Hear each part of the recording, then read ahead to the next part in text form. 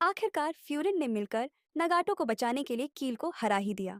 पर क्या कील सच में इतना ज्यादा कमजोर था, या फिर यह एक हवा का बस झोंका था और अभी असली तूफान का आना बाकी है? तो चलो देखते हैं कि आखिर क्या होता है। तब यहाँ नगाटो सभी लोगों को अपनी कहानी के बारे में बताने लगता है, जहाँ पर वो मिडिल स्कूल की ग्रेजुएशन के बाद घर वापस जा रहा होता है। पर तभी वह देखता है कि कुछ लोग एक बच्चे को परेशान कर रहे हैं। पर क्योंकि उसके पास ज्यादा पावर नहीं होती है, तो वह वहां से चुपचाप निकलने की कोशिश करता है। पर तभी उसे अपना दोस्त अंजाई याद आता है, जिसने हमेशा उसकी मदद की होती है, जिस वजह से वह भी उस बच्चे की मदद करने चला जाता है। पर वह लोग उसे ही पकड़कर धोने लगते हैं। पर तभी शिंगो वहां पर एक हीरो की तरह एंट्री करता है और नगाटो को बचा लेता है।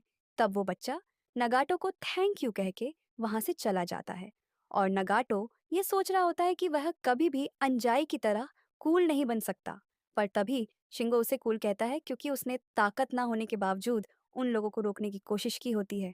और काफी कम लोग होते हैं जो ऐसी हिम्मत दिखा पाते हैं। और नगाटो ने एक स्ट्रेंजर के लिए अपनी ये हिम्मत दिखाई होती है, जिस वजह से शिंगो नगाटो को अपनी टीम को ज्वाइन करने के लिए कहता है। तब नगाटो अंजाई की तरह बनने के लिए कील को ज्वाइन करने का डिसाइड कर लेता है, क्योंकि उसे लगता है कि कील एक अच्छा ग्रुप है जो कि बाकी सभी लोगों की मदद करता है। जिस वजह से वह कील के बेस चला जाता है, जहां शंगो नगाटो का स्वागत स्वागत करता है। तब नगाटो देखता है कि किरीशिमा एक बंदे को धो रहा है, क्योंकि वह बंदा टीम को छोड़ने की बात कर रहा होता है, जिसे देखकर नगाटो को बहुत अजीब लगता है, जिसके बारे में वो शिंगो से पूछने लगता है।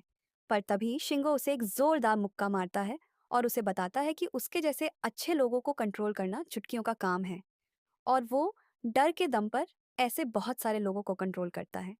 जिसका मतलब है कि जब तक वो उसके अंडर है, तब तक वो बिना उसकी मर्जी से कहीं नहीं जा सकते और ना ही कभी कील को छोड़ सकते हैं। तब हम देखते हैं कील के मेंबर्स सभी मेंबर्स को बाकी लोगों से पैसे इकट्ठे करने के लिए कह रहे होते हैं, और जो ऐसा नहीं कर पाता है उन्हें वो बहुत बुरी तरह धोते हैं।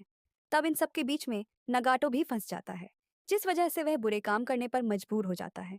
और अगर आपको याद हो तो अंजाई ने भी नगाटो को एक लेडी का पर्स चुराते हुए पकड़ा होता है, और यह सब कुछ ने कील के दबाव में आके ही किया होता है। तब अंजाई नगाटो से माफी मांगने लगता है, और उसे लगने लगता है कि अगर वो और ज्यादा ताकतवर होता तो वो अपने ताकत के दम पर पहले ही नगाटो को कील के चंगुल से छुड़ा लेता। पर तब नगाटो उसे समझाता है कि चाहे वो उस टाइम उसे बचा भी लेता, पर वो फिर भी अंजाई के साथ बिल्कुल नहीं आता, क्योंकि उसने जो गलत काम किए हैं वो उसके लिए खुद को कभी माफ नहीं कर सकता।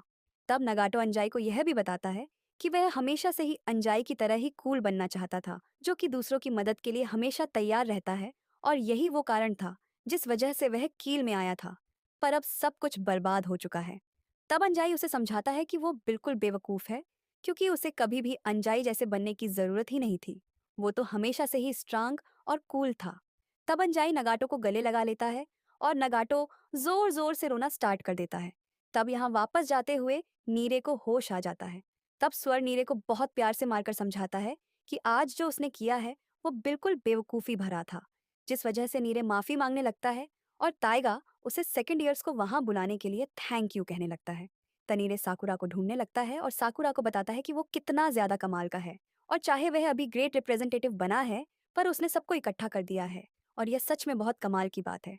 तब साकुरा नीरे को चुप रहने के लिए कहता है, और खुद को इस बात के लिए ब्लेम करने लगता है कि उसकी वजह से ही उसके क्लासमेट्स और नीरे का यह हाल हुआ है।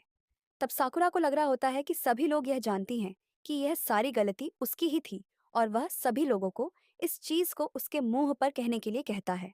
और तब अंजाई साकुरा को थैंक यू कहता है और उसे बताता है कि अगर वो ना होता तो वो कभी भी नगाटो को नहीं बचा पाता। अफ्तर सभी लोग अपनी कमजोरी के लिए खुद को जिम्मेदार ठहराने लगते हैं, और नीरे भी साकुरा को समझाता है कि उसे सारी रिस्पॉन्सिबिलिटी अकेले लेने की जरूरत नहीं है, क्योंकि वह सारे लोग फ्रेंड्स हैं जो कि हमेशा एक दूसरे का साथ देते हैं।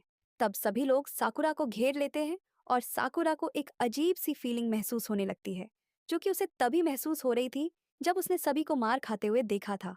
और उसे यह भी समझ नहीं आ रहा होता कि वह किंगो जैसे बंदे को तो एक ही बारी में धूल चटा सकता था।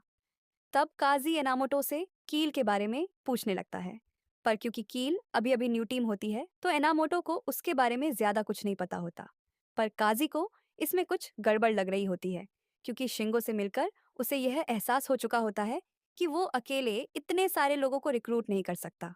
तब कुछ लोग उमेया से मिलने के लिए रेस्टोरेंट चले जाते हैं, जहां उमेया रेस्टोरेंट वालों के साथ मिलकर पार्टी कर रहा होता है और साकुरा को उसे देखकर समझ नहीं आ रहा होता कि आखिरकार यह चल क्या रहा है। तब अंजाई उमेया को सारी कहानी बता देता है और वो और नगाटो मिलकर उमेया से माफी मांगने लगते हैं, क्योंकि उनकी वजह से फ्यूरिन को कील का सामना करना पड़ा था। तब वह मिया अंजाई को समझाता है कि नगाटो उसका दोस्त है, तो फिर फ्यूरिन को मदद करने तो आना ही था, क्योंकि फ्यूरिन अपने साथियों का पूरा ध्यान रखता है। पर वह दोनों फिर भी माफी मांगने से हट नहीं रहे होते। तब मिया नगाटो को खाने के लिए थोड़ा खाना देता है और उसे समझाता है कि जो हो चुका है उसे वह नहीं बदल सकते, तो इसलिए उन्हें उसी के साथ जीना पड़ेगा। चाहे जिंदगी में जो मर्जी प्रॉब्लम आए, पर उसे समझना होगा कि वह अकेला नहीं है, क्योंकि उसके दोस्त हमेशा उसके साथ हैं, जो कि उसे किसी भी मुसीबत उसे बचाने के लिए कुछ भी कर सकते हैं। तब सभी लोग मजे से खाना खाने लगते हैं, पर साकुरा बहुत ज्यादा परेशान होता है। तब उमेया उसके बारे में पूछने लगता है, जिस वजह से नीरे उमेया को बताता है कि साकुरा सबको मार पड़ने की वजह से खुद को जिम्मेदार ठहरा रहा है। तब साकुरा सबको बताता है कि उसने हमेशा बहुत बड़ी बड़ी बातें की हैं और वो हमेशा सारी चीजों को संभाल भी लेता है, पर इस बार वो किसी वजह से अच्छे से परफॉर्म नहीं कर पाया है। जिसे सुनकर हिरागी और उमेया हंसने लगते हैं और उमेया साकुरा से पूछने लगता है कि क्या यह तब हुआ था जब उसने अपने दोस्तों को मार खाते हुए देखा था।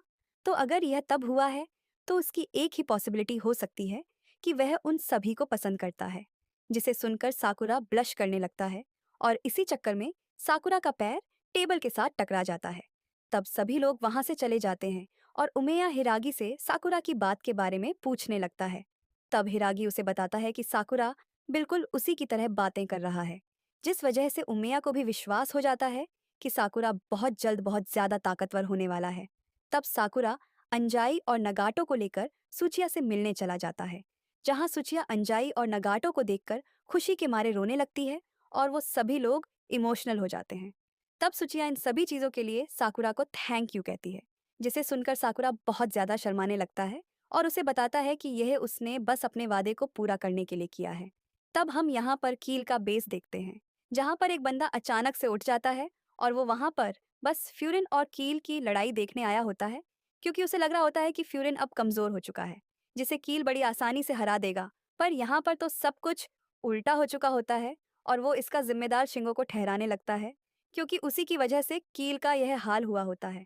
पर उसे इस लड़ाई से काफी सारी जानकारी मिल चुकी होती है और हमें पता चलता है कि इस बंदे ने किसी के कहने पर कील को बनाया होता है और यह लोग कुछ बड़ा प्लान कर रहे होते हैं। तो गाइस, ये प्लानिंग क्या है और फ्यूरिंग के साथ ये क्या करना चाहते हैं, इसके बारे में तो हमें नेक्स्ट एपिसोड में ही पता लगेगा, जिसका लिंक आपके स्क्रीन पर आ रहा होगा। पे क्लिक करके अगले एपिसोड को देख सकते हैं।